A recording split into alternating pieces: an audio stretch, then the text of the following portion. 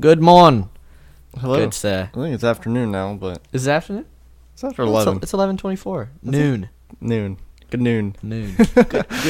Good pre-noon. What's going on? Not much. Just watch a good Arsenal win, right? Oh yeah, Yeah. a very important one too. Good. Yeah, for sure. Over Tottenham. You and Tottenham seem to fight each other every single year. You know, Yes. it's like Chelsea, Arsenal, Tottenham fight each other. Then you got Man City up top, just ruling things. Yep. So, whatever. You got any movie news this week? Well, what are we? Critically Average Podcast. No, I'm just kidding. Yeah, this is Critically Average. I'm Will Weber. That's Elijah Hill. nice. This is episode 12. Yes. Yes. And today we're doing Age of Ultron and Guardians of the Galaxy. This is a good week. Yeah, two pretty good. Never mind, I'll get into it. And then our list this week is Top 5 trailers. Yep, top 5 movie trailers. Did you get one for next week? What, a list? Yeah. We Not just started to discuss it and then forgot. We'll figure it out. Yeah. Okay. I'll have some by the end. You got any movie news this week? Like right before I came here, I was scrolling on Twitter and I saw that the Man of Steel 2 and Flash movies are losing momentum in quotations Oh at god. Warner Brothers. I saw Wait, that. so there's supposed to be a Flash solo movie? Yeah, Ugh. I think it's supposed to be next year, but losing momentum Which means they're not going to come out. probably. DC's taking a shitter, dude. Yep. Just, Aquaman might be the last movie to come out of that. all right. Not gonna lie. Yeah. But then if it does, let's say Aquaman does really, really good, Mm-hmm. then it's gonna like relight the fire just a little bit, Yep. and then it's gonna peter back out, Yeah, probably. which is sad. I don't know. Yeah. Which is weird because like Venom was like by no means a good movie, but made a lot of money. And that they're getting a new one, a sequel. Yep, but I mean, It's funny that DC most just can't most copy that. most Spider-Man movies always get That's true. at least one sequel. You know what I mean? Even Mhm. Amazing Spider-Man got it, which is a pretty shit movie. Got a sequel. You know, Yeah, because people will go out to see Spider-Man shit. that's true. But no one's ever seen Aquaman before. This is true. Movie, so you never know. I hope it's good, because if it's not, DC's just going to peter away into Yeah. nothing. And then in 10 years we'll get a reboot. Speaking of DC, my movie news for this week is: have you taken a look at what Disney's doing next year? Movies wise, Yeah, a little bit. they could very easily just take over the entire world next Yeah, year. because It's all the Marvel, insane. all the They have 2 Marvel Disney movies. remakes, Yep. live action ones, They have 3 Marvel movies coming out. right? Because Captain Marvel and then Infinity War Part 2, which is probably going to be one of the biggest movies of all time. Yep. And then what's the 3rd Marvel movie that's coming out next year? Oh, Like- was it announced? I don't know. They normally do one after. Well, they did. Oh, they did 3 this year. Yeah. I don't know. I can't remember. But, so they got Marvel.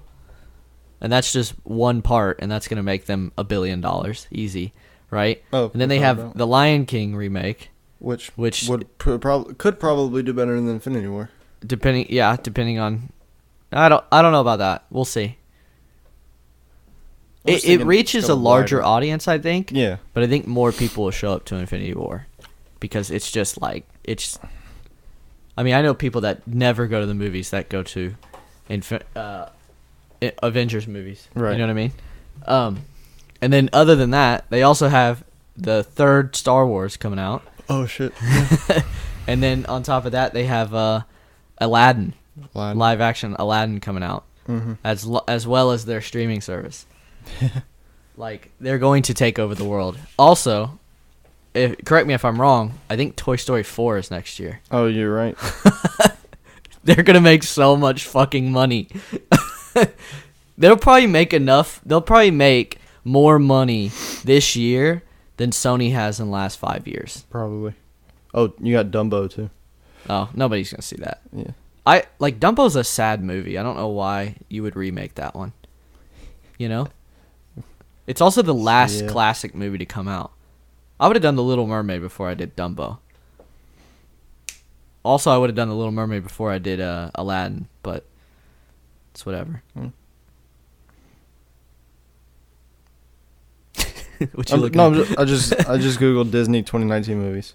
Pretty insane, isn't it? Yeah, apparently a Kim Possible movie.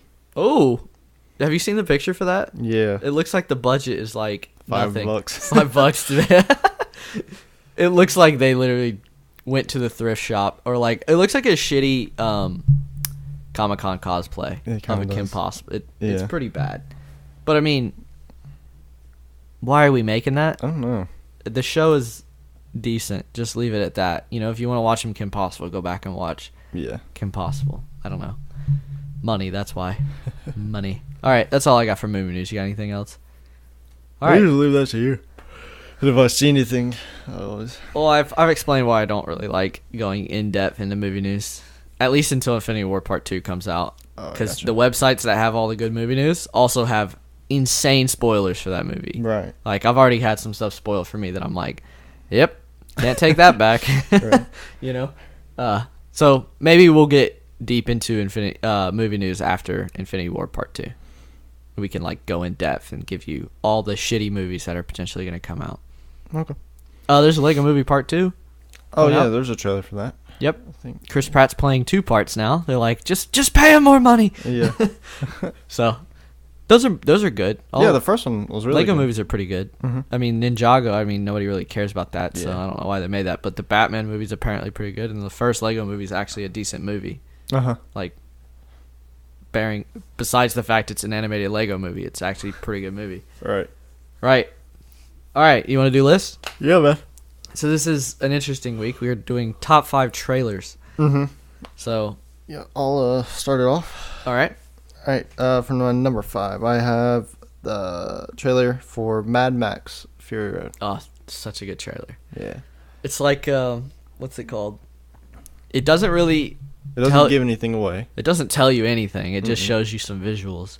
It also starts out with that crazy shot of like the desert and it's all orange and then the sky is all blue. Oh, so pretty. That movie's so pretty. Yep. And then it's played over that like orchestra, which is totally Dun, dun, dun, dun. Yeah. It's so different That from heavy the movie. metal. Yeah. It's pretty sick. Mm-hmm. Yeah, anything else you want to say about it? Not really. It's almost like a mini movie of just the action. Yeah. With some Tom Hardy narration, which I really loved his accent in that. Yeah, for sure. Well, I know a lot of people didn't, but I did. So it makes sense to me because in that world, I feel like you'd be hard pressed to find people to talk to, especially if you're a Max type, right? Where he's just like trying to stay away from humans as much as possible. Mm-hmm. And if you don't talk to somebody for, let's say he's been driving around the desert for like a year. You think all the sand in his lungs and stuff? Well, yeah, it's just it's gonna be hard to like speak properly because you haven't. You know what I mean? Like people that disappear for like 2 years in the woods and never talk to anybody, they come back. They're like, I'm sure they're have a hard time speaking perfectly. You know, right. Perfect rhetoric. So it makes sense that he just like mainly grunts and he does. Plus, he doesn't like talking, so it makes he doesn't. Yeah. And what's it called? What was I gonna say about that? There's like two different things about trailers. Is one, they can give you chills. Yep. Or they can get your heart pounding. And this is definitely the heart pounding type. You know what I mean? Like you're like, oh, I can't wait to see that. So, yep. My number 5 is The Girl with the Dragon Tattoo, the David Fincher movie. Okay. It is, and it's number 5 because it's not like a perfect trailer. But it's interesting because it is like no trailer I have ever seen ever. Okay. Trailers today, we talked about this last week, except for the good ones, they like give away plot. You know, they basically just tell you the beginning exposition, you know? This trailer literally starts with Immigrant Song. You know what that is? I think so. You know what I'm talking about? Yeah. Yeah, that song, right? And it just goes through that. Uh-huh. And it plays like a minute and 30 seconds of that song, and it just cuts every single beat. It just cuts to a different scene.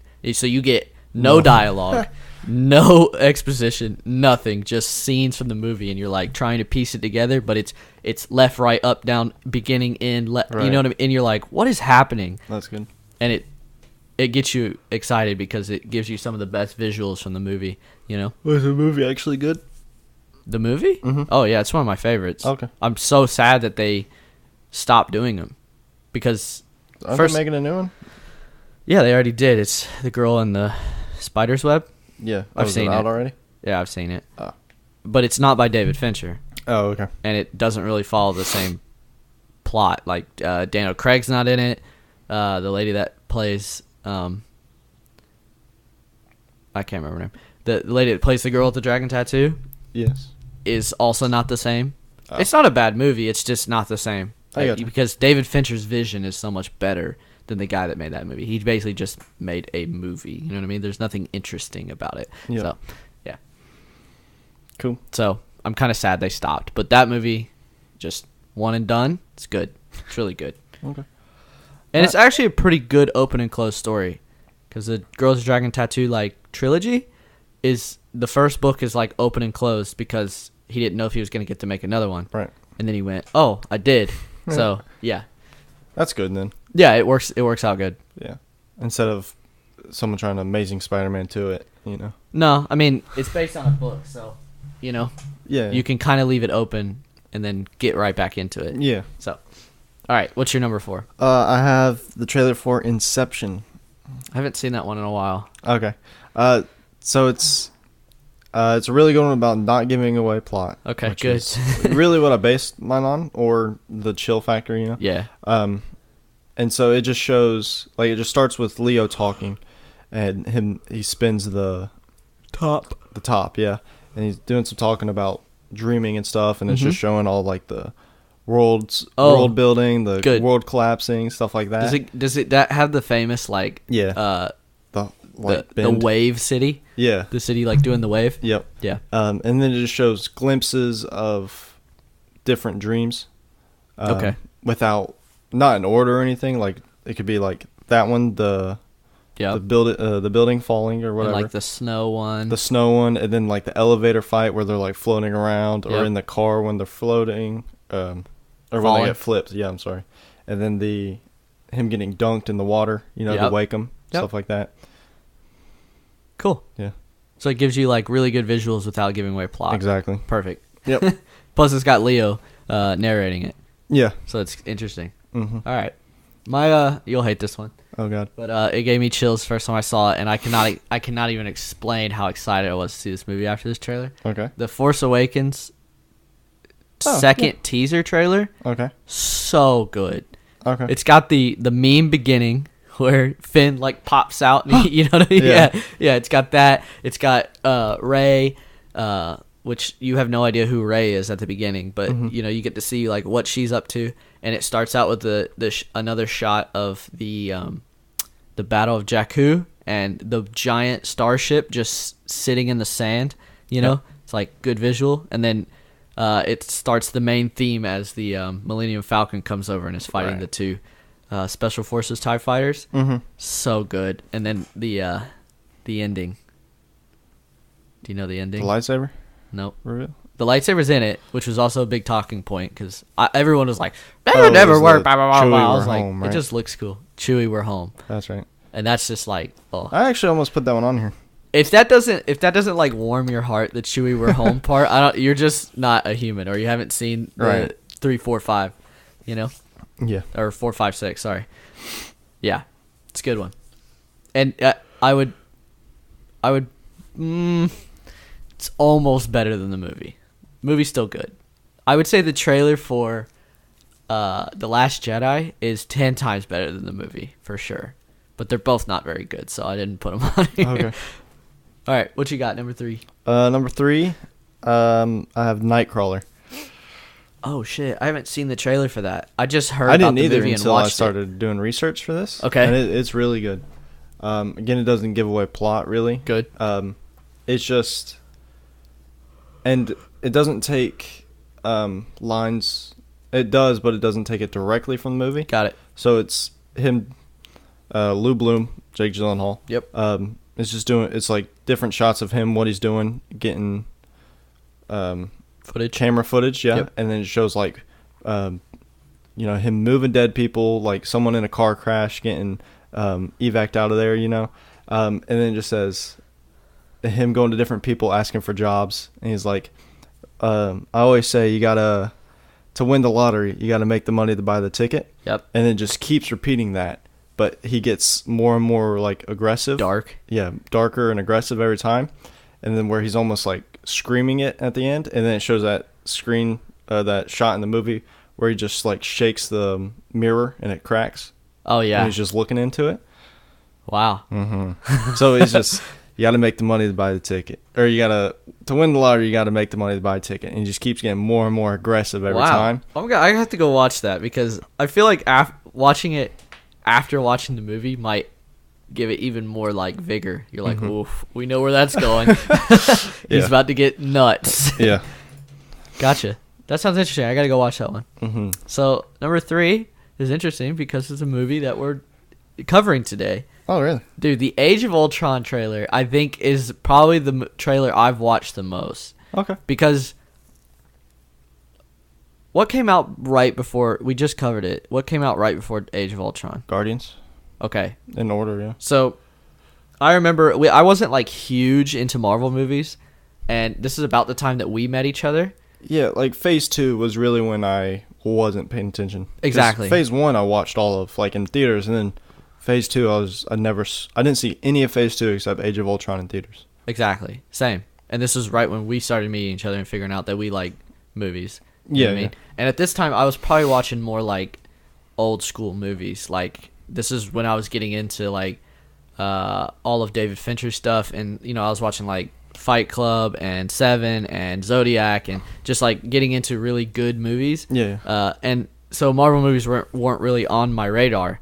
And then you were like, have you seen Guardians of the Galaxy? And I was like, no, I haven't. And you were like, but you like Marvel movies. That wasn't me. I never saw it. Someone had to tell me to watch it. Yeah, and then you told me to watch it after you watched it. Yeah, I remember. It was in math class. And so, I think Austin told me, but I can't remember. I'm pretty sure he did. But, and so I watched Guardians of the Galaxy, and I was like, holy shit, that was good, right? Yeah. And then I did some more research into Marvel, and I was like, wait a minute, all these are connecting, right? And I knew the Avengers, like, connected, but I didn't know they were going to go further and further with it. Yeah. And then so I think this is about the time that they released Phase 3 and what they were going to do with Phase 3, and I got super excited. Yeah. And I remember what really got me going was they released the name for Captain America 3, and it was Civil War? Serpent Society. Oh. I think. Okay. Right? And then they went through the rest of their Phase 3 release, and at the very end they went, we tricked you. It's Civil War. And right. I was like, what's that mean?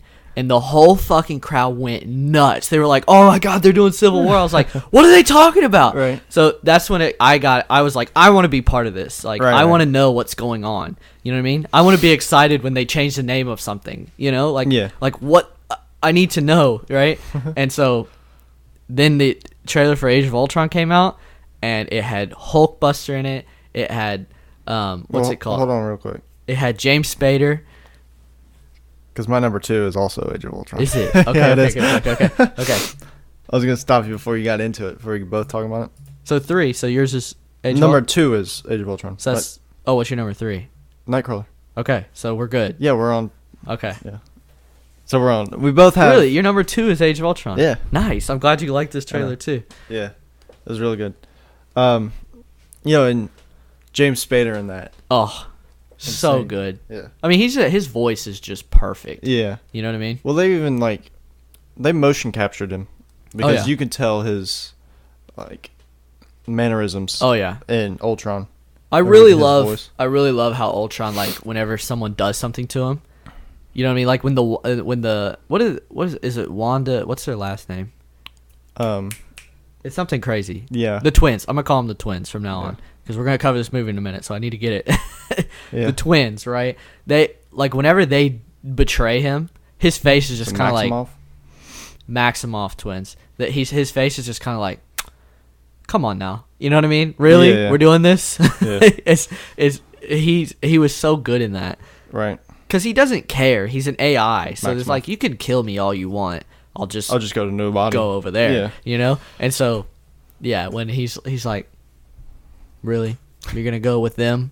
Like, look at me. I'm going to beat your ass. Right. You know what I mean? Yeah. Like, he's so... And in this trailer, He's so menacing. And it's got like the Pinocchio, There's No Strings on Me, but like a slowed down and super dark. Super dark. And just the beats, it's like, psh, psh, you know what I mean? Yeah, because it shows like in the trailer, there's scenes of them just getting absolutely demolished, and then like after getting demolished, and they're all just like they're just lost. Well, and then there's that dream scene, Tony Stark's dream scene of all the Avengers dead, right? And Captain America's shield is split in half. And before, I mean, we now know that this is like a Thanos, like we'll talk about it during the movie. But during the trailer, when the trailer first came out, it had my mind spinning. I'm like, what the hell? Are they gonna kill Captain America in this movie? You know? Right. And and it shows. My favorite is Hulkbuster. I mean, I've never been so excited going into a movie than this one. Now it's Infinity War. I was so hyped for that, but going into this one, it was like I was. This was one of the first so movies excited. we went to a midnight release of. Sure did. It was so good too. One of the first ones, anyway. Oh, it's so good, so good. I'm excited for Aquaman. We're going. Oh yeah, we are. We already got our tickets on midnight release. We almost had early tickets, dude. Ah. If my girlfriend's graduation was not on that day, we were freaking going. I'm not kidding you. Damn. So we could have gone and seen Aquaman early, because our theaters around here. Would there have been an embargo on it, you think? No. Oh. They're not gonna come after us. Yeah, you're right. I hate to break it to you. First. Yeah, we'd have to have like over 1,000 at least for them to be like, wait a minute. That's true. Yeah, but no. Yeah, but our theater around here offered. It was one of the few in the country that actually offered it. We got cool. that theater. I'm not gonna say which one it is, but that theater down there is a pretty big one. It's got one of the first Dolby theaters, one of the first bars in a theater movie. I mean, a theater. It's got IMAX. It's the big kahunas, and it's right there. Yeah, it's pretty sweet. That's good. Yeah, Age of Ultron, perfect trailer. Yes. I still get chills every single time I watch it, and I know exactly what happens in that movie because I've seen it like 5 times now. Yep. You know, still get chills. All right, what's your number 2? Is Age of Ultron. Yeah. So my number 2. This is one of the. I'm gonna expose myself here. This is one of the only trailers that actually could make me shed a tear if I'm not careful. Uh-oh. It's The Theory of Everything. Okay, never mind. The Stephen Hawking's trailer. Uh-huh. Dude, that trailer is so sad. But really? The reason I like it so much is because I haven't seen this movie, which makes me mad because I really should take the time and watch it, but I always forget. So I will watch it. If I don't watch it by the end of this year, then we got a problem. But it's about Stephen Hawking's and his journey from a PhD student to figuring out he has muscular dystrophy. I think that's what it is. Okay. And his love life, and it's this trailer's so sad because it's like he's given 2 years to live and all this, you know what I mean? And it's just this, I don't know, it kind of relates to life now more, you know? It's like his wife or his girlfriend at the time is like, well, if you have 2 years, then I want this to be the best 2 years, you know? Right. And it realized that he fights it and he continues to fight it. I mean, he died just last year, so I mean, he lived so much longer than he was supposed to, you know? Right. It was impressive. But the trailer's sad because he's, you know, there's multiple scenes in the trailer of him like losing it because he's realizing like he could do so much in life, but he's given a bad straw, you know? Yeah. So, but it's a really good trailer. And the reason I put it on here is because I haven't even seen the movie, and I recall the trailer more than any other trailer I've ever seen, which means it's pretty damn good. Well, it's number 2, so there's one more. Huh? There is one more. I mean, yeah, and there's a reason there's one more. Okay. What's your number 1? My number 1 is... Do we have the same number 1 again? I don't think so. Is it Marvel? No. Okay. Yours is? Okay. Mine is American Sniper. Wow. Yeah. Really? Really. So, okay, the trailer is he's over in the Middle East, and him and another soldier are on top of a roof, and he's all set up, just watching his convoy go into the city. I recall this. And then he sees a guy on a cell phone, and this is just like, it's kind of like a scene in the movie where there's like no music or anything, it's just him talking to the other guy, and he says, got a army-aged or guy on the cell phone watching the convoy, and then he goes behind coverage, and then this lady and a kid come out. Yep. With they're very suspicious, and Yep. then they go into the middle of the street, and the woman hands the kid a rocket or like an explosive or something, and gives it to the kid. Yeah, Yep. there you go. And so he calls it in and says she gave it to the kid, and then they're like, if it's lethal, that's on you. And then it just slows down, and then it's like the heartbeat, dun dun. Yep. You know, and then in between every heartbeat is pictures of him and his wife, him and his kid. Oh, man. You know, and him just like, and then it's focusing on the trigger if he's gonna pull it or not. He's just aimed in on this. This is like a 7 or 8 year old kid. Yeah. Holding explosive, going towards his thing. It's like, oh shit, what are you gonna do? You know? Yeah.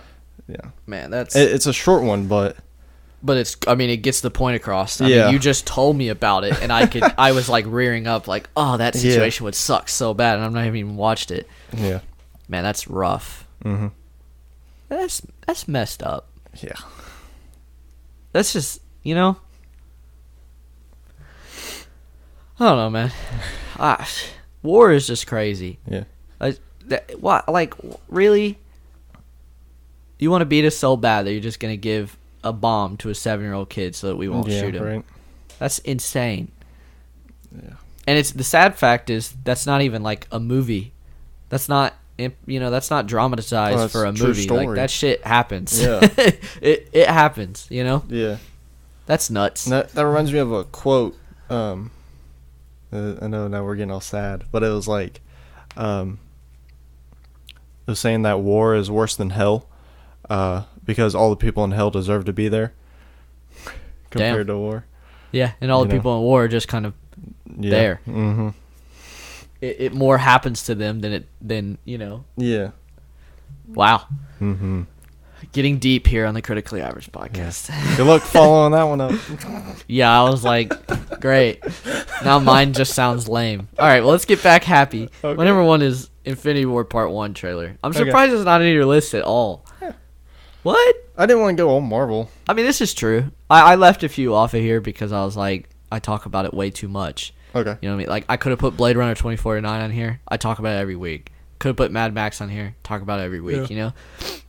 But Infinity War, the trailer for Infinity War is, I think, just technically perfect. Yeah. You know what I mean? It's got, I think it's got even better narration. Like, James Spader's good. Yeah. But Josh Brolin's narration in this trailer is just, like, harrowing. You know what I mean? Mm-hmm. And, it's got some of the greatest lines, like, this isn't supposed to be fun, but this sure does put a smile on my face. You know what I mean? Or what's he say? Like, destroying the universe is not supposed to be fun. Yeah, something like that. Something along those lines, right? And it shows him putting Infinity Stones into the gauntlet while he's doing it. Mm-hmm. You're just like, oh jeez. Yeah. And it's got one of my favorite scenes from that movie, and it's Peter Parker riding on the bus, Yeah. and all his hair on his arm Spidey stands sense? up. Yeah, his Spidey sense, because it's like, I don't know. There's something about that scene that really speaks to me. It's like he should not be in that situation. Oh yeah. I mean, after you watch the movie, you clearly know he definitely shouldn't have been in that situation, right? Yeah. But it's like that right there just shows he's definitely an Avenger, because the minute something happens, he's on a He's fucking sproked. school bus. You know what I Yeah. mean? It's like he's gone. He's helping. You know, Mm-hmm. and yeah, it's got great scenes like that, and then the Captain America catching the spear scene is amazing. You're like, oh, he's back, baby. And him catching Thanos's glove, or like his. Oh punch or yeah, him whatever. stopping the punch Yeah. there for a second. It's Or pretty him intense. closing. And just seeing Iron Man just get walloped, Oh yeah. you know. And there was huge speculation for that too. Like, you know, people thought it was Pepper and everything, and realistically, his suit is just more feminine looking now. It's just very all, slim. It's all smooth and slim, whereas it used to be bulky and, you know, more like War Machines. Yeah. And you get to see. They don't show you too much, but you get. I like the narration of everybody before it gets to Josh Brolin.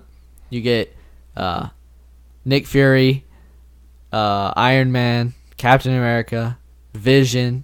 You know what I mean? Like, you get all of those, and then eventually it goes to Thanos, Right. you know, and you get to see, what's it called? One of the scariest things is Bruce Banner just like laying in the broken stairs, and you're like, Yeah. uh-oh. Yep. How did he get back? Because last time we saw him, he was in Ragnarok, you know? Like, where the hell is... Okay. He's supposed to be on a ship in space. How did he end up here? And then it ends with... You know, it's pretty dark. The trailer's pretty dark. It's, like, showing, like, things are not going to go well. But then it ends with, who the hell are you guys? From Thor. Oh, yeah. And you get to see, like, oh, my God, the Guardians of the Galaxy are finally going to get involved with the Avengers. Yep. And it... Another thing about this trailer that makes it so good is it set up a lot of, like, interesting... You're like, okay, I really want to see that, and I hope they do it well. You know, like, the Avengers, everybody being there, Thanos finally getting his power. You know, you're like, this is a lot. There's a lot to handle. Let's see if they can do it. And then it checks off all the boxes while you're watching the movie. You're like, yep, they did it. You know, they didn't disappoint. The trailer really sets it up for... a good movie, and then the movie is great. So yeah, perfect trailer. Yours is they have a good better. track record of trailers as it is. Their trailers are great. Yeah, they always pick the greatest music too. Yeah, like the music throughout the entire trailer is kind of slow and dark, and then all of a sudden you get to see all the Avengers running at the screen, and then it goes to like a really punchy orchestral Avengers theme, and you're just so good. That Avengers theme is good. Yeah. It's very good. Very it's good. up there with like Batman's original, you know, theme and everything. It's good. All right. Good list. You good? That's Yeah. a good list. Mm-hmm. Short, sweet. Short and sweet. You ready for the main topic? Yeah, man. All right. Which one do you want to do first? Well, Guardians came first. Okay. So now and they're both good, so we don't we're have getting to choose to one of the other. The real good ones now. Yeah. I don't think we have to run into another bad one. I don't think so. Like bad. I mean, like Thor, Thor: The Dark World, Iron Man 3 or 2. Yeah, bad. I'm trying to think. We're I good. don't think there's another. We're bad good. I think we're good from this point forward. Yeah. All right, let's do Guardians. This I think this movie really, like, there's a lot of things in the Marvel universe that kept it, like, where right when it was looking like it was getting off track, it pushed it right back on track to keep it alive. Like Thor: The Dark World, I was like, if they keep making these, they're gonna fall off track, and then just, you know, the next week they make a good movie, you know? And they just push it right back on track. The Guardians, I feel like, didn't push it back on track, but made it expanded the Marvel Universe's potential exponentially. It's like, oh, we can make them super funny, we can make them colorful, and we can make them about characters that absolutely no one knows anything about. Yeah, exactly. The reason I didn't watch Guardians of the Galaxy when it came out, I didn't know it was a Marvel movie. I had no idea. Right. I was like, who's Guardians of the Galaxy? Why would I want to watch that? And now it is by far one of my favorite, if not top 3 Marvel movies of all time. Yeah. You know, it definitely has my favorite characters in it, that's for sure. I mean, Drax and Groot are up there, some of my favorites. Yeah. You know? And it changed basically how a comic book movie could be. Yep. And still be good. Yep. Because a lot of movies try to copy it. Oh, yeah. You can say? Like Suicide Squad, for instance. I was just about to say, I think Suicide Squad is the most poor, egregious copy. Where you just spent all this money on a soundtrack just to think it will enhance the story. Where Guardians of the Galaxy, it actually enhanced the story. Absolutely. All the songs. And I think Suicide Squad tried to be really colorful. Yeah. You know what I mean? And, like, be kind of meta. Like you notice, like, whenever they're picking out the people, like, it freezes on them and, like, shows, like, a screen and what they do and what they, you know, why they're in prison. It's like, that seems kind of... I gotcha. It did not work in the movie. I think it's some of the best parts, but it seems very copy-ish, you know, like, oh, we're going to make this super colorful and punchy and meta, you know, and self-referential and all this shit, kind of like Guardians did. Yeah. But you didn't have James Gunn, so... Yeah. And up to this point, like, none of the Marvel movies were as this vibrant or colorful. Absolutely not. And, you know... I mean, even the Avengers, I think Avengers is probably the most colorful. Mhm. You know, because one is set during the day, unlike Yes. all the rest of them. But I mean, and I think it's good because Winter Soldier, right, just came out. Yeah. And it's dark and gritty, but I like it that way Mhm. because it's more of an espionage. And then we just right back and cleanse our palate with another colorful movie right after that. And considering about 95% of this movie is outer space, Yeah. you know, it looks fantastic. Yeah, it does. Nowhere is amazing. Yeah. Like, It was just ahead of a Celestial. Celestial, yeah. which once Symbol. again, had no idea when I watched this movie. But now I know about it, and it's much more interesting knowing about it. So, anything else you want to say before we get into spoilers about it? Well, it's spoilers, like people haven't seen it. Oh, true. I'm thinking of doing Creed last week. Oh, yeah. Yeah, let's just get into it. I mean, Right. So, they did a really good job of introducing characters no one did or have really ever heard of. Yep. You know, because I don't even think they were that popular in comics. No, they weren't before this. Exactly. Their comic book, like, what's it called, has skyrocketed. If you go on to Marvel Comics right now, like, Guardians of the Galaxy are some of the best-selling comics. Yeah. And just like the intro to the movie, it showed Peter as a kid and then his mom dying. Yep. You know, and him him just getting sucked up by a spaceship. Yep. Which doesn't really explain. Like, No. You get it that he's going into space, and that's why he's a space traveler, is because he got abducted as a kid. Yeah. But you don't really get why he did get abducted. And then it shows him like 20 years later on that planet. By the way, one of the best intros of all time. Right. Right? Yeah. Yeah.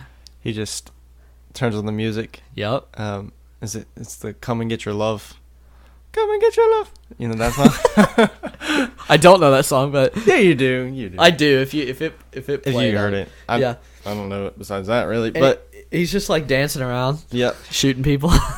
Well, you know, he's playing. He grabs one of those little like space mouses and uses it as a mic or whatever. Yep. And then he gets to this orb, whatever, Mhm. and he gets that, and then those guys break in trying to capture him, Yeah, the Kree. and he's like, "I'm Star Lord," and they're all like, Who? Which is like everyone in the audience is like, who as well? Exactly. You know? It's like it introduces him.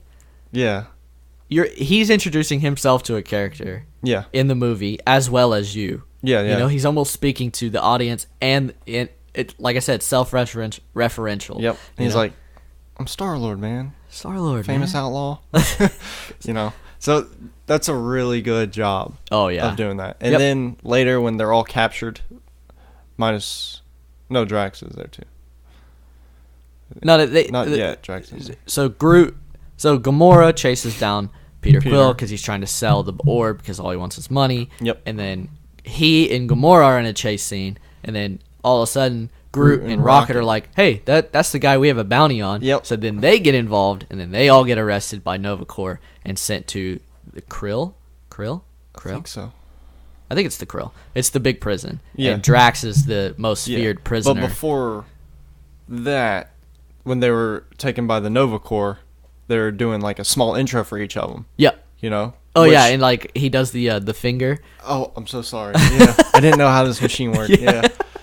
Which is great. Which, like I'm saying, is a with storyline a really good way to introduce people. Exactly. You know? And now that I'm sitting here, the Suicide Squad comparison is getting more and more Worse. thick as we go on. Like, it's bad.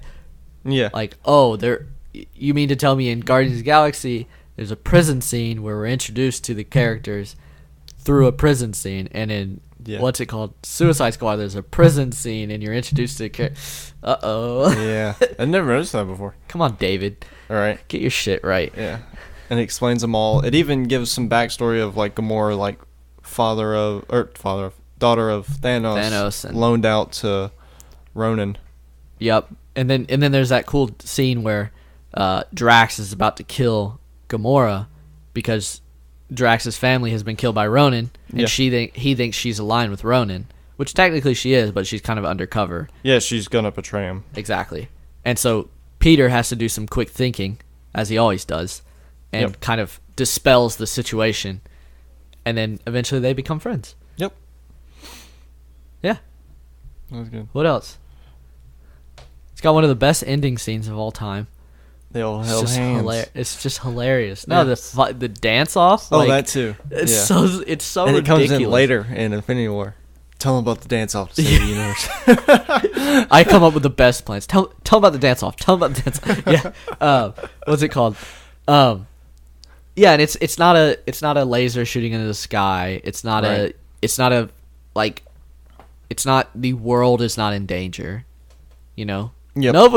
Nova, the world is in danger, but we don't really give a shit about any of those people, you know? And you end up giving a shit because of the space, or I wouldn't call it space, but the battle of the two fleets, you know what I mean? Oh, yeah. Like Ronin ships versus Nova Corps ships, and you know, they have you remember the two guys?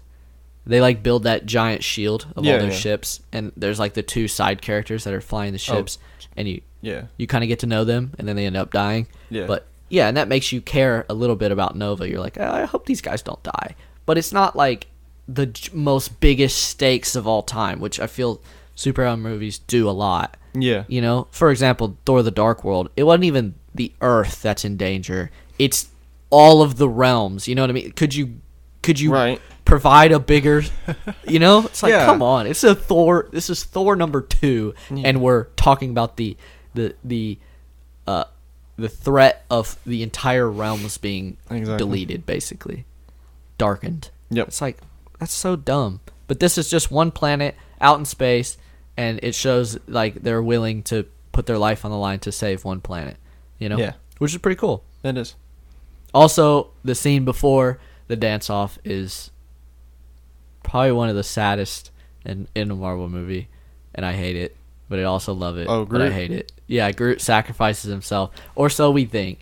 Sacrifices himself. And just before that, Groot really because he's shown snippets of what he can do and stuff. Oh, and people start to love him, and then when he's in like fight mode. You know, he's just like spearing people. Oh, yeah. like five at a time. Yeah, him and Rocket like fly into the ship, and Drax and Ronan are fighting. Yeah. And Rocket like crashes the ship through their ship through Ronan's ship and hits them, and they all like are fighting Nebula and all of Ronan's people, right? And the ship is crashing and everything. And yeah, like you said, you get to see Groot like spear like 8 people with one arm, and they're all like, "Jeez, wow!" Yeah. You know, he's such a gentle giant, but he can kill if he needs to. Yep. And then there's also that scene where he puts out all the lights. Mm-hmm. You remember? And you're like, "Oh, he's so, you know, he's so gentle and caring, but also like can beat you the hell up." All.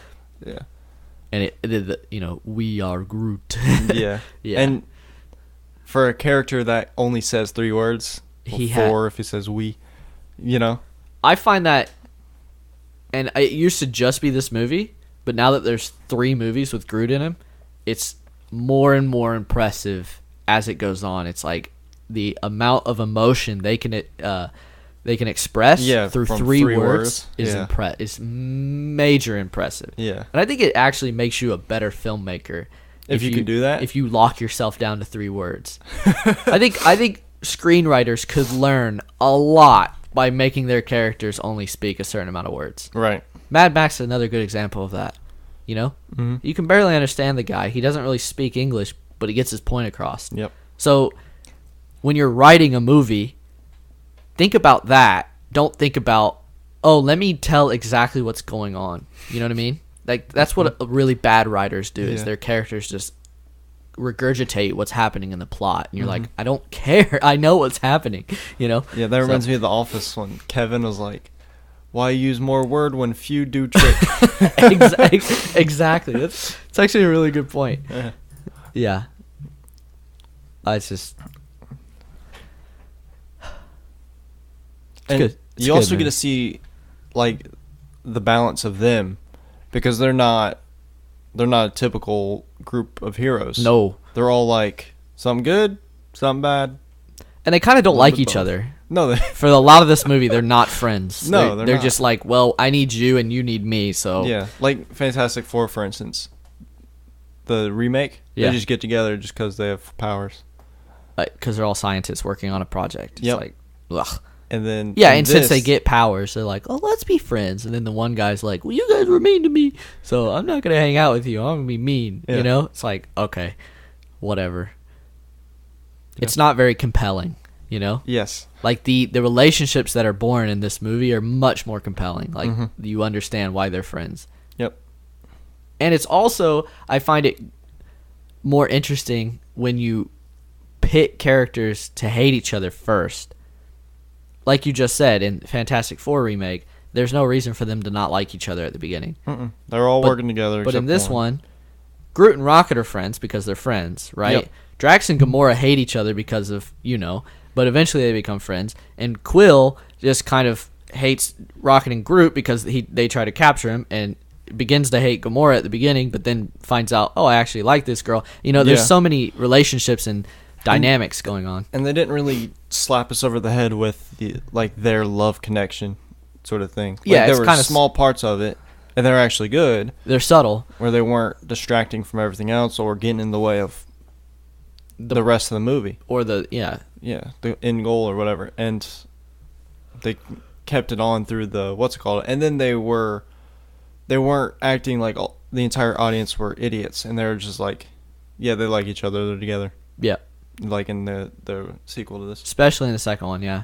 And the second one, I love the second one too because it's like they do love each other. They love it, but they constantly demean their love the whole movie because Drax is like, just like watching them like, oh, is the baby man gonna kiss the girl now? Is stuff like that. Is constantly demean it, So it's like, yeah, we don't like PDA either. So Yeah. yeah, it's good.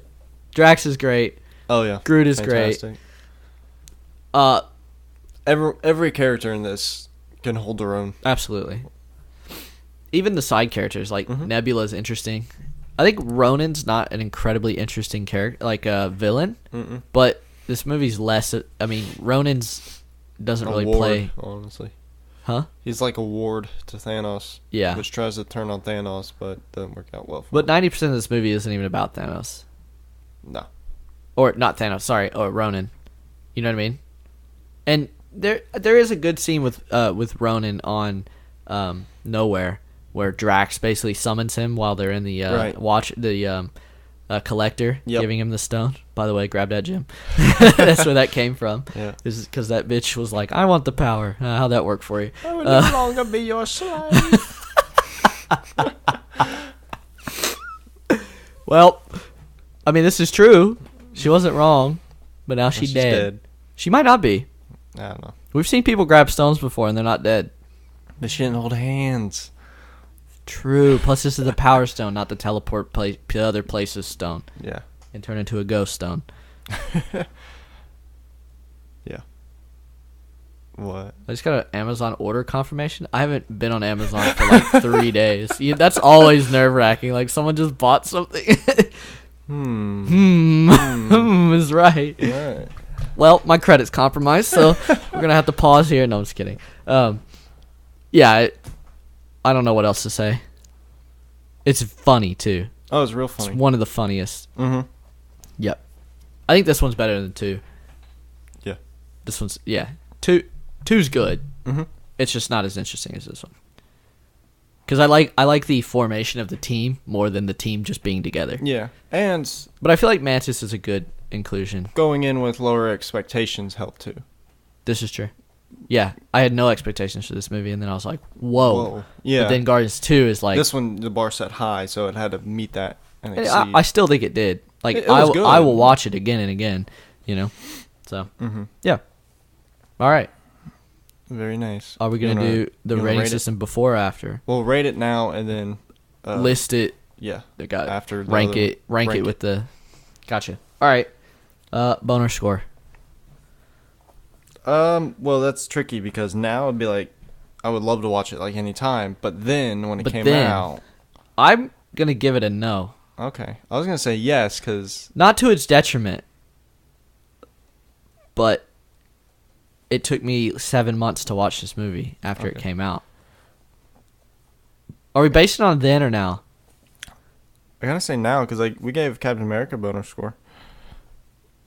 Well, I was excited for Captain America. Winter Soldier. I'm sorry Oh, true. because I didn't see that one in Took me theaters. a while to but- watch that. All right. Well, then I'll I'll say give it a yeah. yes then. Woo! Woo! Cinematography? Oh, the best so far. It's pretty damn good. Mm-hmm. I mean, It's the best. I mean, the spaceship's great. His ship is dope. Yeah. It's a really good model. Yep. Design. Nowhere's amazing. Xandar looks great. You know what I mean? Mm-hmm. Even Ronan's like ship and scenes. It looks good. It looks interesting. It's Weird very looking, very but yeah. dark and like very Kree, weird looking. Rewatchability. I could watch this movie like 3 times on repeat. To be honest with you. Overall impressions. Yep. I mean, yeah, it's a great movie. Story. Yeah. Yeah. Mm-hmm. Yeah, story's good. Yeah. I think it falls apart. I think the Ronin part of the story is just lame, and the Nebula part. Yeah. Well, like it's the Guardian of the Galaxy's movie story. You're not wrong. Their story. And they just need an antagonist. Yeah. No, I would say that's probably the only bad part about this movie is. Well, I also think it's interesting because even though I think it's almost on purpose that he's like the way he is, because the Guardians are so carefree and just like not giving a shit, and he's so like highly thinking of himself, right? He thinks he's just gonna rule the world, and he thinks he told Thanos basically, screw off, I'm gonna be more powerful than you, which bad idea. Don't ever do that. And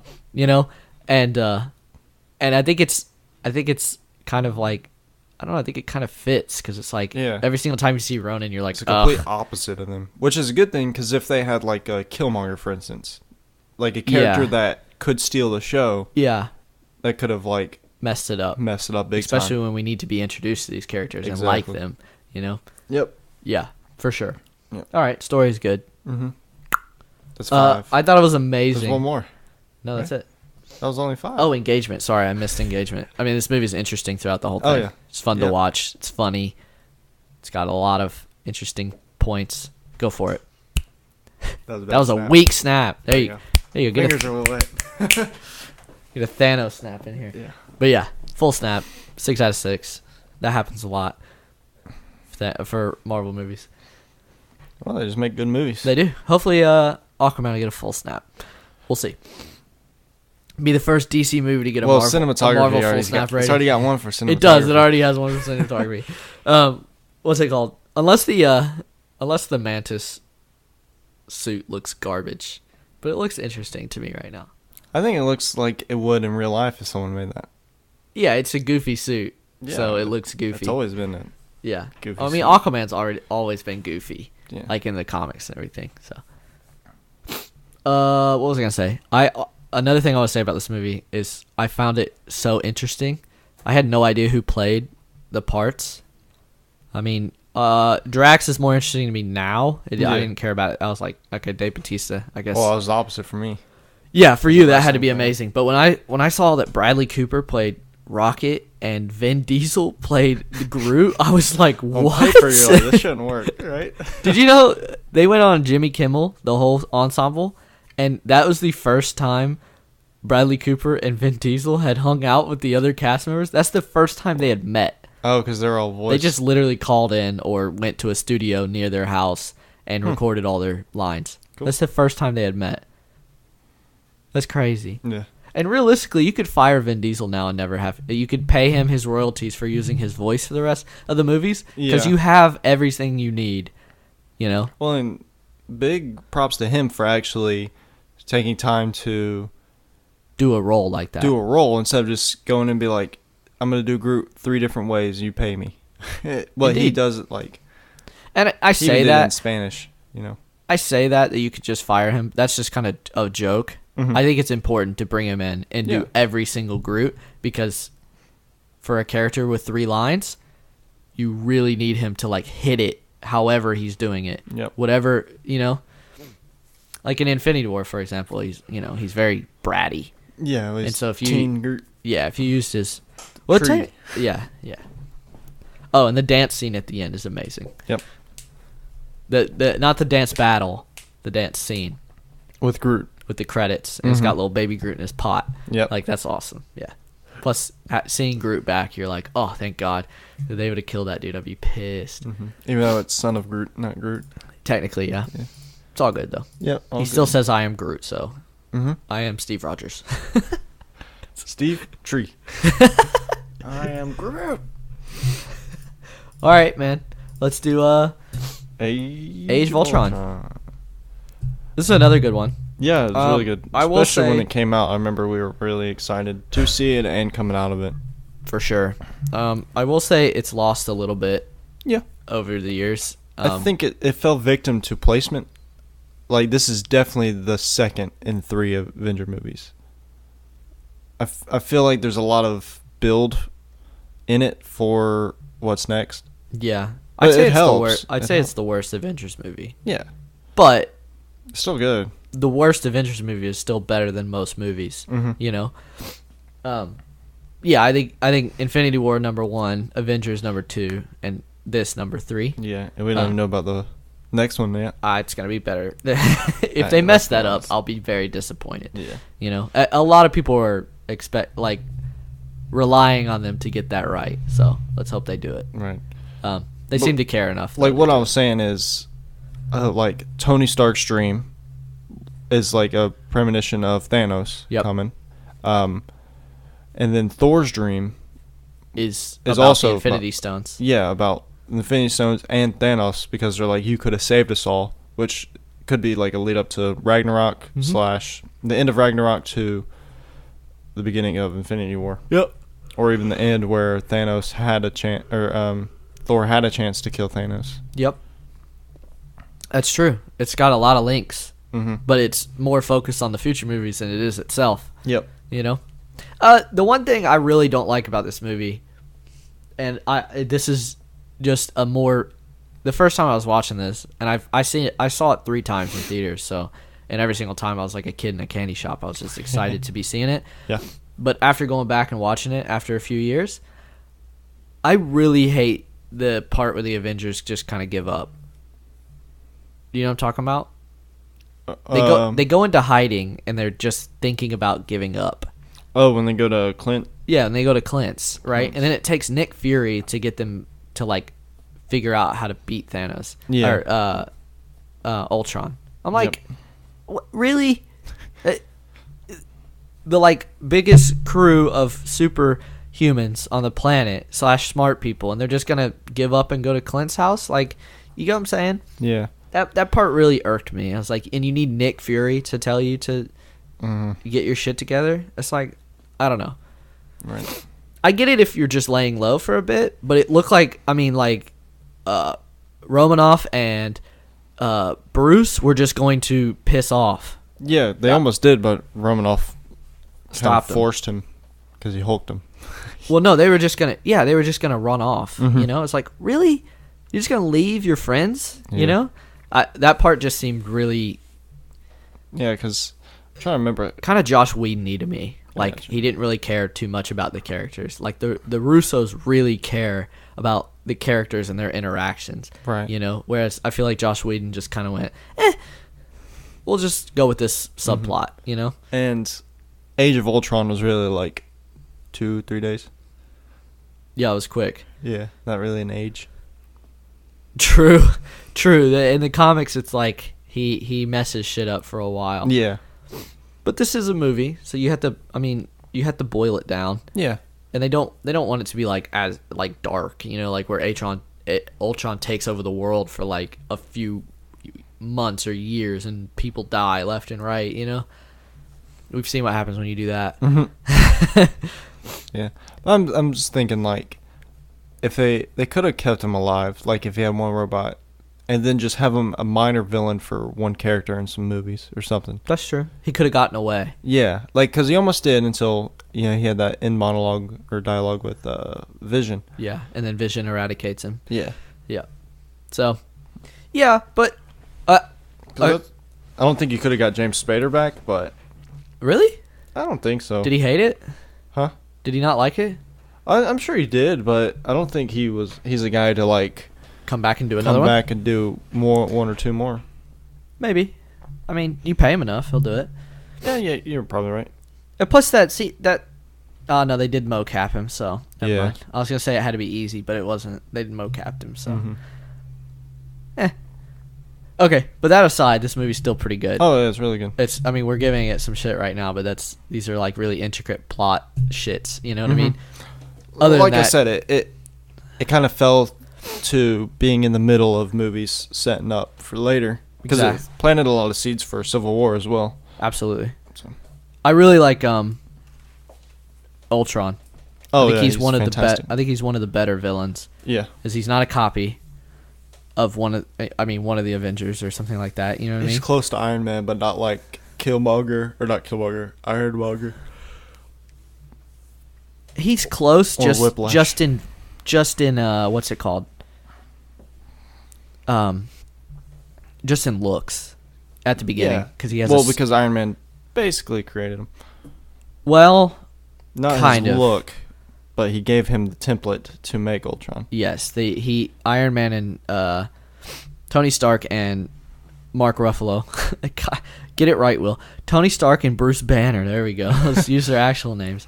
Pulled the AI out of the staff, the scepter, right? Yeah. And so when they did that, and then they put it into a body, that's where they messed up. Yeah. Or they didn't put it into Ultron a body. put it in a body himself because he came alive, and then he destroyed Jarvis. kinda.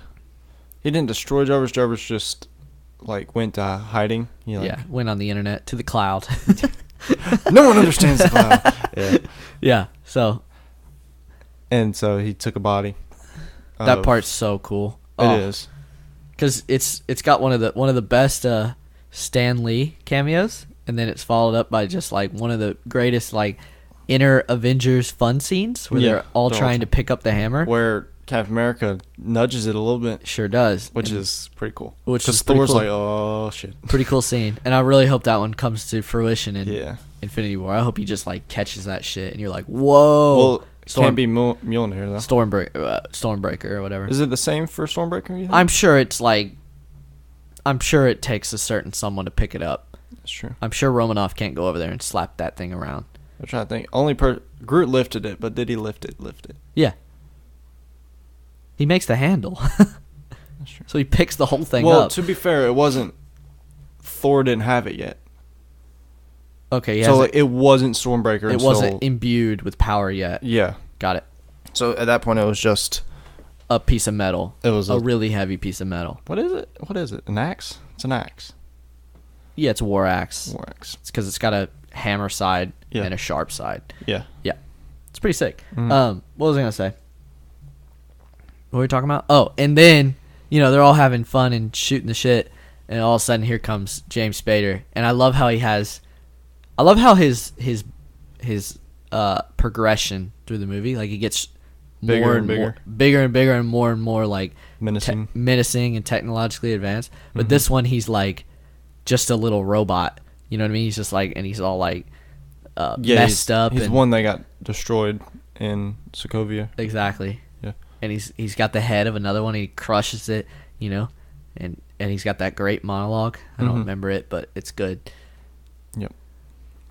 Yep. And then he goes and builds himself a body in Sokovia. Yep. And then gets some more vibranium from Claw, and that's where we really get to see introduce the Claw, and we get introduced to Wanda and Quicksilver.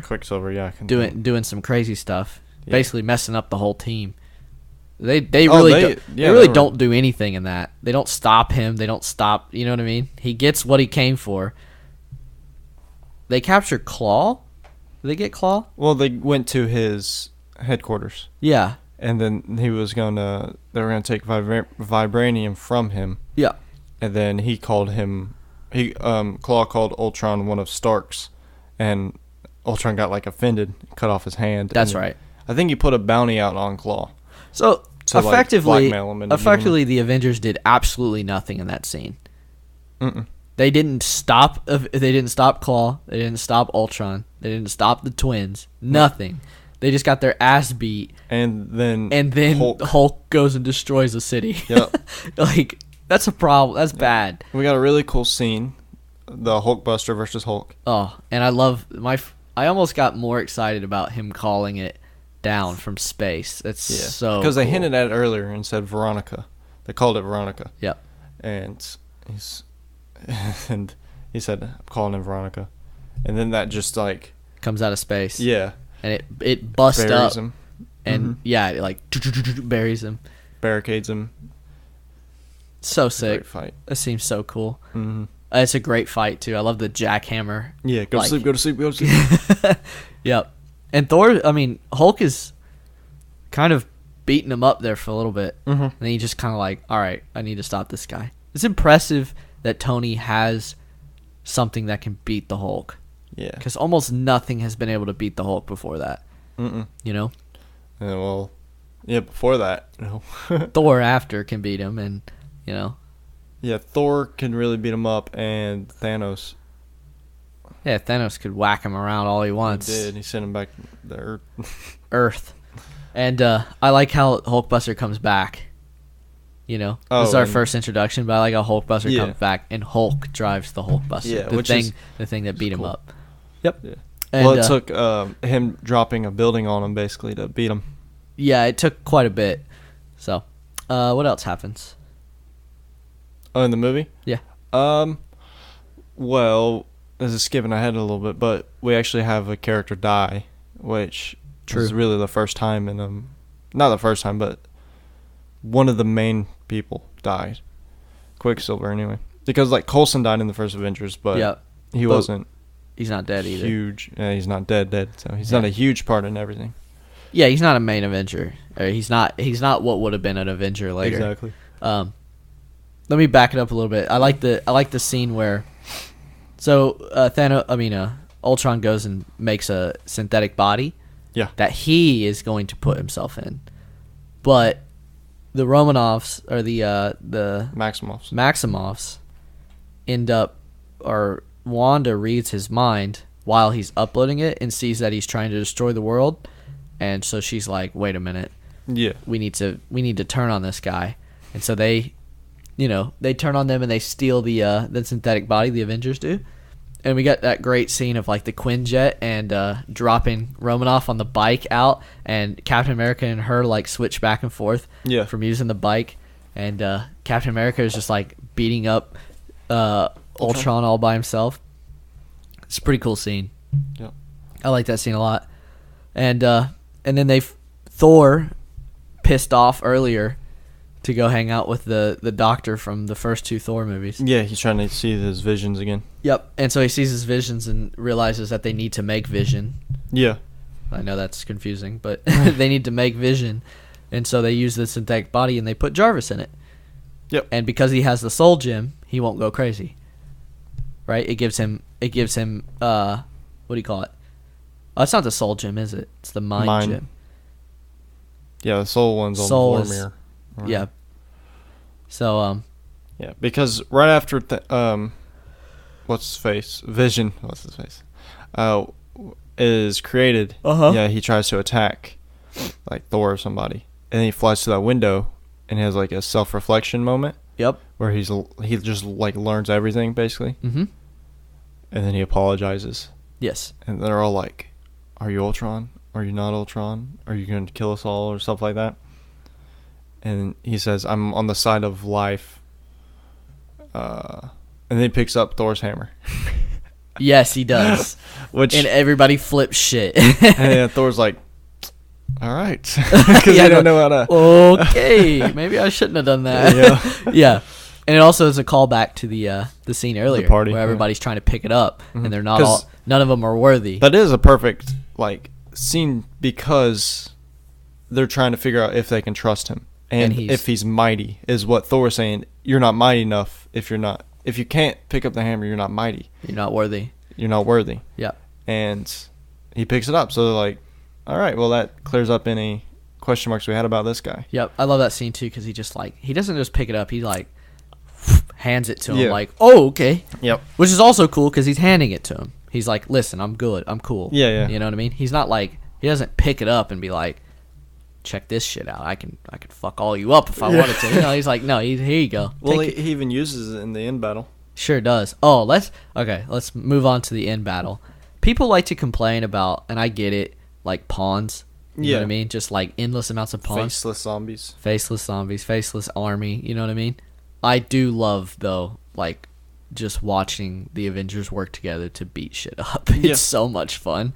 They do it a lot in this movie. We didn't even talk about the opening fight scene in Sokovia. Oh yeah, they're trying to get the stone or the scepter. Yeah, That's amazing. Because it's really good. Like their teamwork is like an all-time high for sure at this point. Yeah, you know, you can tell they've been doing it for a bit. Yeah, like them using each other to. Oh yeah, people. It's like nice. Throwing hammers off of shields, and it takes out a bunch of people, and you know, talking to each other over the mic and like making sure everybody's on the right page. Yeah. Language. Yeah, it's really good. It's a really good scene.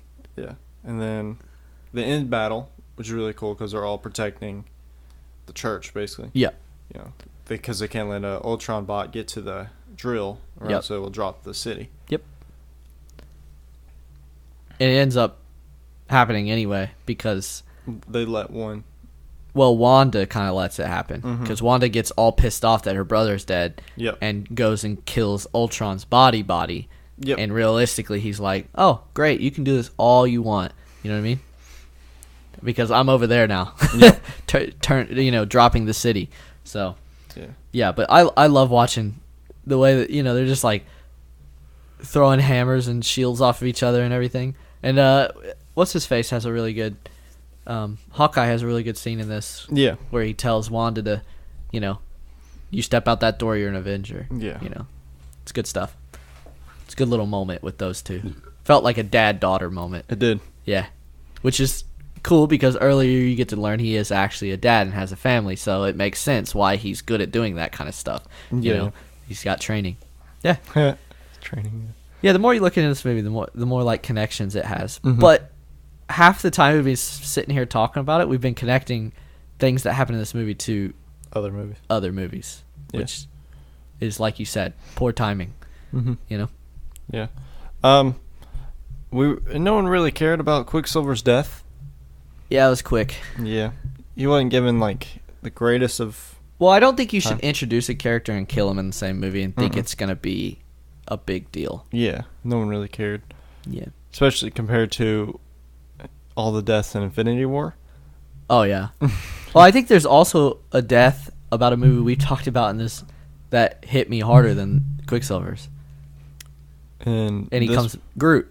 Oh yeah, right. Groot's is so much more emotional. Yeah. And I understand he doesn't really die because they bring him back at the end. Yeah. But it's 10 times more emotional than Quicksilver's death. Yep. Like I feel bad for Quicksilver, but I understand. Like I rate that he, was so much of an Avenger and turned so much that he was willing to give up his life. Yeah. For the guy that them two definitely didn't get along. Yeah, and I like how Quicksilver's not overpowered in this movie. People have talked about like, oh, why did he jump in front of the bullets? Why didn't he just move the bullets out of the way? It's like, well, that's just not interesting because he can fix every single problem. Well, and he hasn't been Quicksilver that long. Exactly. Yeah. So he isn't full. He doesn't know exactly what he doesn't can do know yet. everything he can do. Yeah, because if he just would have gone over there and moved the bullets out of the way and nobody died, because like Quicksilver in the X-Men movies, when he's doing that, everything's like super slow. There is a scene of that, but he doesn't do anything. Where him and Wanda with Captain America come into the Avengers Tower, and Hawkeye shoots the floor below him where he falls through, and it just slow-mos and he just sees the bullet like go right up and across his face. Yep. And he doesn't realize what's going on. So if he had his full power and his potential, he could have done something. Absolutely. So he's still learning, Yep. Plus, it was a minigun, so maybe he can't move that many bullets that quick. Sure. Because when he dies, he is pretty riddled with bullets. I mean, they're all over him. And even Flash, you really can't tell really when he's doing full speed stuff. Yeah. Because that scene in the prison where he draws on the guy's face, like no one saw it happen, but we did as a viewer. Yeah. But people can tell when he's running by. Quicksilver? Yeah. Yep. People will be like, someone just ran by me. But yeah, it happens in the very beginning. He's like whipping around doing stuff, and you're like, what is that? What is that guy? You know. Yeah. Whereas the Flash, you can't even see him 90% of the time. He's just over there. You know, Flash is so overpowered. Yeah. I mean, well, he can travel between dimensions and time, Yeah. and universes and shit. I mean, it's interesting as a comic book character, but the minute you put it in a movie, it gets really out of hand really fast. Right. You know, because he'll just fix everything. Yep. Yeah. All right. Anything else? I don't think so. Well, the end credit scene was Thanos grabbing the gauntlet. Fine, I'll do it myself. Yeah, I do like that because he's like, we've seen multiple movies now where he's sent someone else to do his bidding and it has not worked out. And he's like, whatever, you douches, I got this. Yeah, that was exciting. It was also very like they did a good job of like, I like how the camera is behind the gauntlet and it's opening up because you're like, what am I looking at? And then it opens up and you're like, oh, there's the gauntlet. Oh, there's Thanos. You know what I mean? And then he like puts his hand in it. It's like, okay, that's cool. Yeah. Versus just if it had just popped up and Thanos is just walking towards the gauntlet, putting it in. It's like a slow realization of what's going on. Yeah. It's a good scene. Anything else? Don't think so. Time to rate it. Pretty good. All right. Boner score. I was super excited for this movie. Yeah. Cinematography. I'm gonna say no. Most of it took place in crappy. Yeah, Sokovia is not very exciting. I mean, Ultron looks really, really good. Yeah. But other than that, it's lame compared to other movies. Yeah. You know, I mean, even Thor: The Dark World, like Asgard looks good. You know what I mean? The convergence of the realms looks really good. Yeah. And all that stuff. But this is just kind of like. Not like spectacular. Oh, one thing I wanted to say. The Quinjet, Hulk flying off in the Quinjet. Oh yeah. That was cool. Yeah. You know, because that's like. There was a lot of speculation after that. It's like, is it World War Hulk? Is it this, that? You know. And so it's really. It's cool to see where he ended up. You know. Yeah. That was interesting. Set up Ragnarok. All right. Cinematography. Well, no. Rewatchability. Yeah. I don't mind rewatching it. I didn't either. I had a good time watching it. Same. It's been a while since I've watched it, but Me too. It was a good time. Overall impressions? Yeah, it's good, especially coming out. Engagement. Yeah, it's engaging. Is the story good? For the most part, yeah. I think it's a lot of good elements of the story. What is Ultron's goal? What's his extinction? Not his goal, but what's his meaning for it? Why?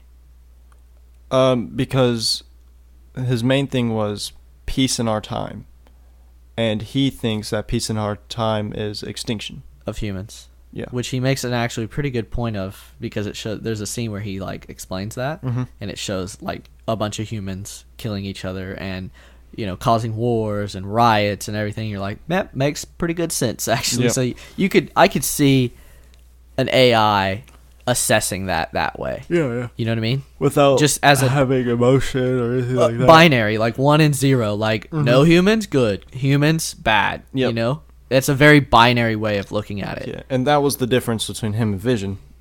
Exactly. Vision has a heart and morals and can see the good in people. We didn't talk about when Vision and the last Ultron bot were talking. Ultron said to Vision, "They're doomed." Yes. And Vision said, "I know." Like he knows it, but he understands that they have a right to be alive, even though they're going to doom themselves. They have a right to live it out. Yeah, this movie's kind of interesting sometimes. Yeah, very good writing. Story is good. Yeah, for sure. All right, so that's 5 out of 6. Not bad. Pretty good. Now let's rank these mugs. All right, brother. I think these two are very close. I think one's obviously better though. I say obviously, it might not be for you. What, Guardians of the Galaxy versus this? Yeah. Yeah. Okay, we have 1, Winter Soldier. 5, Avengers. 6, Captain America. 7, Iron Man, Thor. 13, Iron Man 2. 16, Iron Man 3. 17, and Thor 18. The Dark World. I think I want to go like 8 for Guardians. And 8? Worse than Worse than Iron Man. Man. Do you want to move them or no? We've kind of screwed ourselves here. Because I would put it in between Captain America and Iron Man. Okay, we can move them if you want. Okay. I would put Guardians there. And I would move Age of Ultron a couple back. You think Guardians of the Galaxy is worse than Captain America: The First Avenger? Can we have a tie? I think it goes between Avengers and Captain America. Okay. I'll agree with that. Okay. So that means we got Guardians of the Galaxy at 6 now. Okay. And Captain America's at 7. And Iron Man is at 8. There we go. All right. So what do you think, Age of Ultron? I think there's definitely some coming up that are better than it. For sure. Yep. So I want to say like 10, maybe? 10? Worse than Iron Man? Yeah. You think it's worse than Iron Man? I think so. Okay. I can agree with that. I just wanted to make sure you were confident about that. Because what do we have? We have Thor at 13? Yeah. And then... Yeah, I'm going to say 10 or 11. Go 11. Okay. I think there's some really good ones coming up. There are some really good. We're going to have a tough time. I think that Iron Man is really going to... Oh. Rocking a hard spot, dude. Yeah. Okay. So, just put Ultron. Keep it simple. There we go. At 11. Okay, interesting. Back to my page. 1 second. There we are. All right. A for debate? Yes, sir. This is, I like this one. This is one we've talked about in our endeavors in the past. Yeah. Like when we used to live together, we used to just sit around the couch and talk about this kind of stuff. Kind of the reason why we do the podcast. And so we used to talk about, do you want to do it or you want me to do it? No, you're already going. We used to talk about, like, people always talk about classics. You know what I mean? You got, can you name off some classics? Well, what gave me the idea of this is because Creed 2 was last week. Exactly. For us, and people consider Rocky a classic. Rocky's a classic. Yep.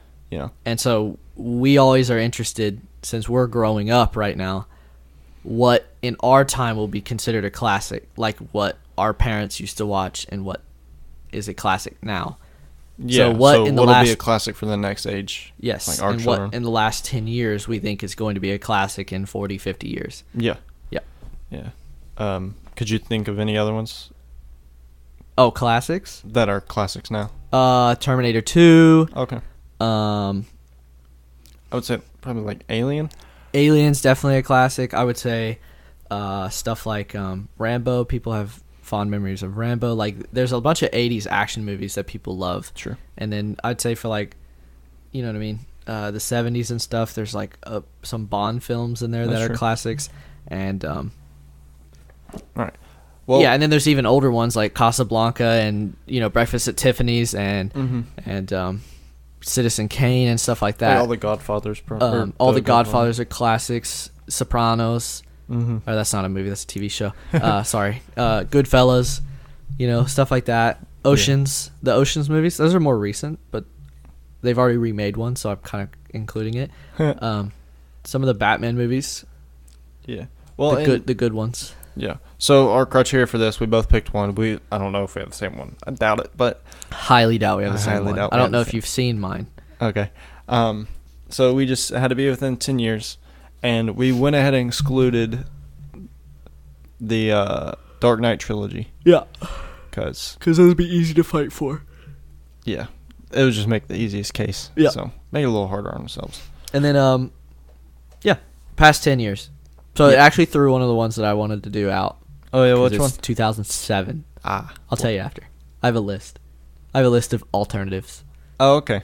All right, so I'll start this one. This was really tough for me. Like, I was bouncing back and forth for like 6 movies. I was like, Okay. Mine's funny. Okay, I'll start it since you went first last week. Okay. So mine is The Wolf of Wall Street. Wow. Really? Yeah. So when I was thinking of what we consider classics now, I was thinking of Rocky, for instance, and the thing about Rocky is it's a very simple plot, just underdog. Yeah. You know, and I kind of saw some similarities in The Wolf of Wall Street. Okay. It's got a very simple, to me anyway, got a very simple, not exactly plot, but like a Story. It's kind of to an extreme, but relatable to some people. Yeah. Because he's straight out of school. Once he gets this good job, he gets fired. Then he gets this crappy job, and he's basically trying to go from selling penny stocks to billionaire. You know, it's like a rags to riches. And he's trying to do it as fast as possible. As fast as he can without getting caught, you know. Yeah. And it's almost like a dark fantasy for a lot of people. Yeah. I know, like, like all the drug use and stuff like that might be extreme, but being that filthy rich, yeah, where and doing it the wrong way, exactly, is kind of like, you know, enticing. And I bet there's thousands of people out there that would love to screw over people for money. Oh yeah, you know, people that deserve it or not deserve it. You know, if you're getting money to make your life better. Yep, and people play the penny stocks all the time, and they learn real quick that it's real hard to do the moral way. Exactly. Because it is like, it's hard, yeah. you know, because you get screwed over constantly. So, you know, you watch this movie and you're like, ooh, you can play the penny stocks and do it. Yeah. And, I mean, yeah, like I said, it's relatable. But, like, even the characters in the movie itself are great. Yeah. A lot of them could be, like, relatable, you know. Like, I'm sure a lot of people know people similar to them that they might work with. Yep. Like some crazy-ass people. Yep. You know. For sure. Mm-hmm. Okay. That's a good one. Okay. Mine is and mine is, what'd you say? And it's funny. It is very funny. Mine is Get Out. Yep. Okay. Okay, so one thing I would say is, I didn't name any of these because I wanted to save it for my argument. What are some of the most talked about classics? Horror. You got Halloween, Friday the 13th. You know what I mean? Yep. You got, what's it called? The Exorcist. Oh, okay. You know what I mean? A lot of horror movies are constantly remade, considered classics. You know what I mean? People watch them every single Halloween. It's like, you know what I mean? Yeah. And they're some of the easiest classics to rattle off. And this is not exactly a horror movie, but it's in the same vein, right? But it's good. Most horror movies that are classics are pretty shit. You know what I'm saying? Yeah. This one's good. Also, it has a lot of, and I'm not, like, this isn't my topic to go over, but this could make it a classic, is it has a lot of racial ties. And yeah. It's modern like, day. Yeah, it's a very, what do you call it? It's a very, like, it's a movie that explains and tries to expose racial inequalities, you know? And I think that could make it be a good classic, because it's like, you know what I mean? People, you know, might be like, this is what it used to be like, you know? Yeah. And I think it'll be interesting to go back after 40 years and watch it and see how things have changed, you know? And it's also just a classic because it's a great movie, you know? It's like a perfectly rendered plot. It's interesting. It's crazy. And it has some of the best acting I've ever seen, period. It's got a great twist, you know what I mean? Yeah. And yeah, it's just a great movie. And the reason I chose this over something else is because I like to believe that the classics, and I know this is false, but I like to believe that the classics will be movies in the future that are good, not because they made a lot of money, right, but because they're good movies. Yeah, I think so too. I don't want Transformers 4 to be a classic because it made $700 million. I don't want Avatar to be a classic because it made $1 billion. You know what I mean? They're both not great movies. Like, this movie only made the money that it did because people were talking about it. You know what I mean? And it launched people's careers and everything like that. And it's very intricate. I mean, it's like the Prestige for me. It's like you go back and watch it, and you can watch it 4 or 5 times and pick up something new that you missed the first time. You got any reason why mine wouldn't be a classic? No. I don't have any reason why yours wouldn't be a classic. I think they're both good. Yeah. Especially in their own I'm glad genre. we didn't choose Mad Max. I don't think you could have, just because I think it hurts it to be a classic if it's based off something else. I see what you're saying. So because it already has a trilogy. Mm-hmm. So it's already, and both of the movies that we chose are standalone. Yep. Mine's a real story, which is almost, besides like a couple scenes, accurate, which is scary. It is scary, and the scenes you're talking about are clearly false. Like they're like sequences, like dream sequences, like, you know. I'm trying to think. I watched a movie on it where someone went through the whole thing and said what was accurate and what wasn't. Like, they did the research. Yeah, it's on that thing I showed you, The Wolf of Wall Street, and where it's almost it's accurate. the boat scene with the FBI agent. Yep. That never happened. But it's a great scene. It's a great scene where you just throwing stacks, throwing money at him. Yeah, fun coupons. Yeah. So the fact that that's almost like I would say like at least 75% accurate. Yeah. Which is insane. And actually, there's a movie that's okay. It's not like yours, but it's sort of similar. Okay. Rain Man right. is a classic, and it reminds me a lot of Wolf of Wall Street. I have it right here. Where's the Wolf of Wall Street? Sorry, you can keep talking.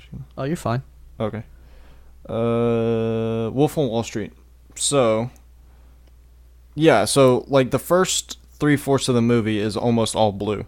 And then it gets real thick into the false-ish or false for like, I'm trying to say like 20%. I would say 20% of this movie is false. False-ish. False-ish. False-ish to false-ish. Like, so I would say those are based probably in... Oh, and one of the things that was false drug use is stories and stuff like that. No, those were real. No, I get it, but I'm saying like how much and stuff like that. Oh, I don't know, man. It's pretty crazy. It's pretty crazy. Okay. But like the Duchess, for instance, like they over exaggerated her. Got it. Like she wasn't really that famous or whatever in real life. Okay. She was in like one beer commercial. Gotcha. So she wasn't like some famous actor or whatever. Yeah. In the movie. All right. It's fantastic. I think we both nailed it. Oh, dude, I think. Have you watched Get Out? Uh-uh. Dude. God. I'm sorry, man. It's so good. I'm sure. Go watch it. Okay. You don't have anything else to do. Wow. Jeez, rude. I have to build a gingerbread house on him. Thank you very much. I'm just kidding. The holidays are coming up. It's the perfect time to watch a movie. Yeah. You know what I mean? You just sit down and watch some movies. Speaking of holiday movies. And I know you guys watch, what's it called? Like, I know you guys watch TV shows constantly. Yeah. Futurama and stuff like that. You Oh, can just trade out a few episodes of a TV show. Yeah. Watch Get Out. Yeah. Speaking of holiday movies. And it's not a horror movie. It's not going to scare you. It's fine. I'm not. I'm saying if Brooke didn't want to watch it. Oh, I gotcha. Or something like that. Oh. I know you don't care. Yeah. So speaking of holiday movies, I'm saying for the third time. Sorry. That leads me anyway into our sleeper and unpopular opinion. Ooh. I do have a sleeper. Go for yours. So mine kind of go hand in hand. Okay. Where, like, if you said just Christmas movies, like not including Nacho Libre because that's a Christmas movie for us. Yeah. What would you consider as like? I can tell you, I watched one last night. Okay. Well, good. What's like everyone's favorite Christmas movie? Okay, I say there's 3. Okay. And it depends on your family. There's A Christmas Story. Okay. There's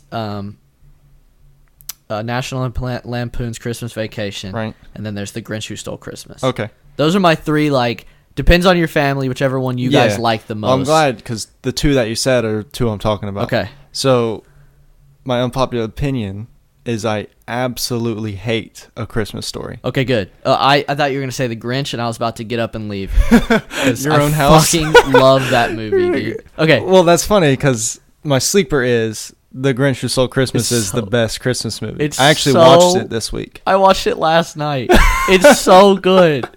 It's so crazy. It's fantastic. You go back and watch that as an adult, you're like, how did this movie get made? Right? It's nuts. Yeah. It's absolutely... Dude, the scene that I can remember that had everyone laughing because it's so vulgar and it's just in a Christmas movie is when he's like... taking all the stuff. Yeah. And he's in the mayor's house. Uh-huh. And he's like getting him to kiss, and then the dog is like scraping his butt. You know what I'm talking about? Yeah. That's hilarious. Oh my god. Yeah. And Jim Carrey's amazing in that. He's like, the powder is bitching, baby. That's what he's so good. That slipped through too. That's hilarious. Oh my god. It's Powder is amazing. bitchin'. It's amazing. The movie is so crazy. Yeah. Oh. And then he's sitting there and he yells at his echo and says, "I'm an idiot. You're an idiot. You're an idiot." Then he says, "I'm gonna whisper. You can't hear me and you can't talk back. You're an idiot." it's so dumb, and I love it. And it's so like. Have you watched the cartoon? Not the one that Benedict Cumberbatch. I haven't seen that yet. The new one? No, the old one. I think so. It's like so different from that. Like it blows my mind. Whoever made that movie, the vision, like he went from this cartoon that's kind of funky, right? Yeah. And then it's just took it to 1,000. You know what I mean? He's just eating glass. He lives in a trash heap, like, you know. Yeah, it's like toxic waste. I think every single time I get dressed now, I'm gonna go ooh, ah. That's it. I'm not going. That's it. I'm not going. So good. Yeah. So good. I love how he's like trying on different things, and then he hears the yodeler, and he's just like, "Gimme, Yep. gimme." So funny. Yep. And like, I'll be honest. I used to watch it every single year with my family. Mm-hmm. Cranked up the movie last night. I didn't pick it. I was just there, and I was like, "Do I really want to sit and watch this again?" 2 minutes in, I was like, "Yep, I'm invested. I'm in it." Yeah. Like it's so good. Mm-hmm. All right, my sleeper is an actor, Okay. Daniel Kaluuya, That guy from Get Out. the guy from Get Out. He's in Black Panthers too. I noticed something the other day. That man has had the best 3 years, I think, of any actor. Yeah. Period. He did Get Out, Mm-hmm. which was an insane success, not financially, but like it has like a 99 on Rotten Tomatoes. It is one hell of a movie. And then Black Panther, that's one of the second highest grossing film of all time or something like that. Yep. Then he did Sicario. The first one? No. Yes. Second one? Yes, the first one. He's in Sicario. I think I remember him. Yeah. You okay? It's pretty crazy. Once Uh-huh. again, great movie. He wasn't in it that long though. He was in Black Mirror, which is one of the most successful TV shows of all time. It's like it's pretty nuts, and it's a great what do you call it? Critical TV show to be in, right? Fair enough. Yeah. And then he was in Widows as well, which came out this last week, and I went to go see. Oh yeah. Because I've seen a ton of movies. Lately. this 3 free movies a week thing is like, whew, I've seen a lot of shit. I'm sad you never saw Bad Times at the El Royale though. I tried to. Oh okay. It was gone. Oh. It was gone by the time I tried to go see it. Not for lack of trying. I promise you. Okay. I will see it when it comes out. I think you would have liked that. I'll see it the minute it comes out on DVD. Like whenever I can order it, you know what I mean? I'll watch it. Okay. And then he did Widows, and Widows is pretty damn good. Right. It's not amazing, but for a movie that's just open and close, you know, we don't get many of these anymore. Uh-huh. Where they're not a remake, they're not a rehash, they're not a sequel. Yeah. Like it's just a movie. Dude, his character in that is so good. It's every single time he's on the screen, I love it, because he is just nuts. Nice. Like there's this one scene where, that movie is kind of about two feuding people trying to run for office. Okay. It's like a subplot in the movie. And Daniel Kaluuya is the brother of one of the guys running for office, and it's a black guy versus a white guy, right? And you know, he's like, the black guys are like, they're trying to get to be the ward of the like leader of the police of the ward, so that they can do crimes and get away with them. And the white guy's the same, but it's like a juxtaposition of those two characters, you know? It's like, well, you immediately think, you know, the black side is doing that. But in fact, the white side has already been doing it for the last 80 years, and they're just as shitty, if not worse, right? And so the white guy has this prissy, what's it called? Campaign manager, you know what I mean? She's all like, later you get to learn she's badass, right? Right. But And so she's all prissy and everything, and then the black side, the guy Daniel Kaluuya's character is his campaign manager, and he's like sitting in the chair like this, you know what I mean? He's like slouched down. He's got like a leather coat on, and you know she's sitting there all prim and proper. Her hair's done. She's in a suit, you know what I mean, a pantsuit, Right. a dress, and he literally the two people that are running for office are discussing, and he's literally just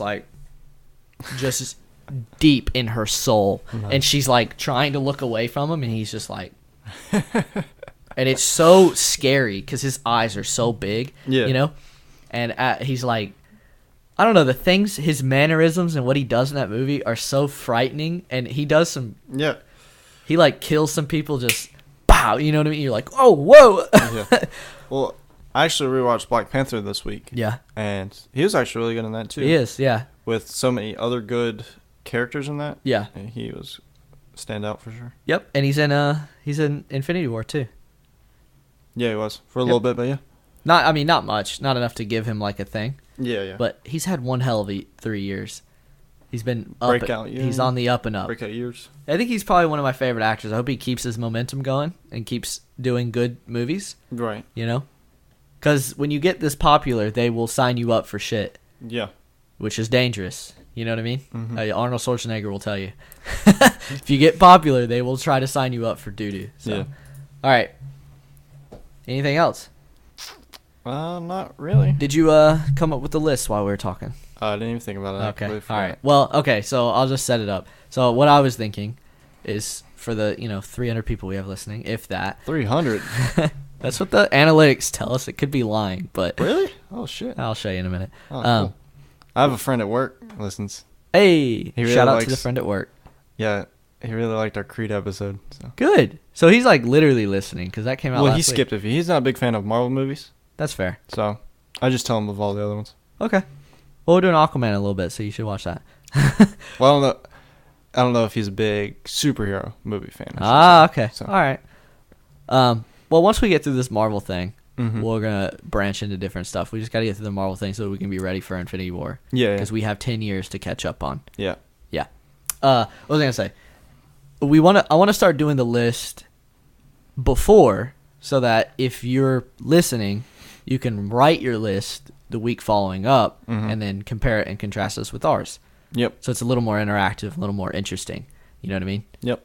And not like you have to write it down, but you can start to think like, oh, what would I pick, and then see if we agree. Or and you may have a movie that we've never seen, or something like that, and it'd just be interesting to communicate with us. We have Twitter at Podcast Average. Yeah, and I'm gonna set up an email, so if you want to shoot us some letters or something like that, you could do that as well. Okay. If you want to say why we missed something on a list or why something was wrong, or your opinion. Your own opinion, yeah. Yeah. Because our lists are honest, like 95% opinion.